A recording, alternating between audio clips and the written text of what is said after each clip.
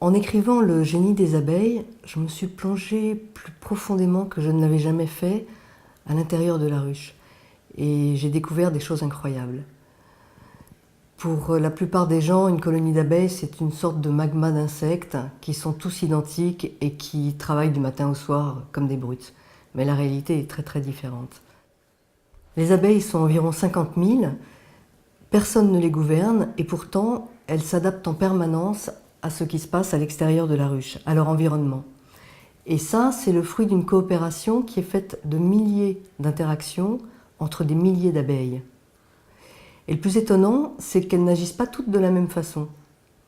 Il y a par exemple des abeilles qui vont se mettre à réchauffer l'intérieur de la ruche au moindre écart de température, d'autres qui se mettent en action un peu plus tard, et d'autres encore qui attendent qu'il y ait 2 degrés d'écart pour se mettre à réchauffer. Il y a des acharnés du travail et des abeilles qui sont plus dolentes. Il y en a qui préfèrent les tâches à l'intérieur de la ruche et d'autres qui préfèrent à l'extérieur.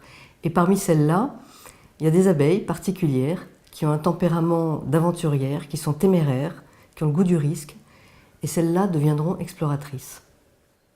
Un autre fait incroyable de la société des abeilles, c'est leur démocratie.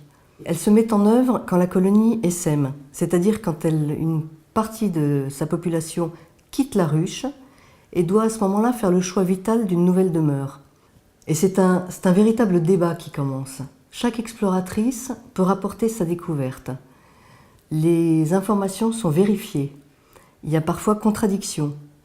Et la discussion peut durer jusqu'à 2 jours, au bout desquels une décision est prise par plébiscite du meilleur site proposé. Et ça, c'est possible parce que les abeilles s'écoutent, parce qu'elles savent se retirer du débat, c'est-à-dire arrêter de danser si une autre éclaireuse vient danser une découverte meilleure que celle qu'elle a trouvée. Quand Eric a conçu Le génie des abeilles, il était imprégné des écrits de Jürgen Totz. Et la plupart du contenu scientifique du livre a été rédigé en appui sur ses recherches et avec sa complicité. En fait, je crois qu'on n'aura jamais fini de chercher et de faire des découvertes à propos des abeilles. Actuellement, il y a une publication scientifique qui leur est consacrée chaque semaine. J'ai eu la chance de pouvoir interviewer Martin Djurfa du CNRS de Toulouse, qui est un des grands spécialistes mondiaux de l'intelligence animale. Et je crois que ces découvertes sont de nature à changer notre rapport au monde.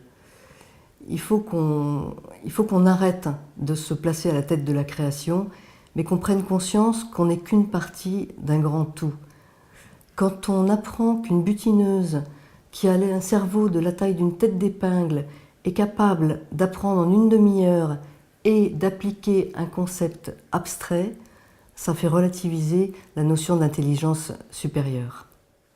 Les abeilles sont des modèles à bien des égards. Elles n'engrangent pas plus que ce qu'elles consomment, elles ne génèrent aucun déchet et elles apportent un service considérable à la planète qui est la pollinisation des plantes à fleurs. Les abeilles et les fleurs, c'est une histoire d'amour qui a plus de 100 millions d'années. Les fleurs offrent aux abeilles leur nectar pour qu'elles transportent leur pollen, les fertilisent et leur permettent de produire des fruits. Et les fleurs déploient des véritables stratégies de séduction pour attirer les butineuses. Elles émettent des parfums, elles déploient des couleurs que nous ne voyons pas et elles parlent même avec des ondes électriques. Quand je regarde les photos d'Eric, et particulièrement les gros plans, j'ai toujours des bouffées de tendresse. Et pourtant, j'ai peur des piqûres. Je serais particulièrement heureuse si, après avoir lu le livre, les gens changent de regard à propos des abeilles.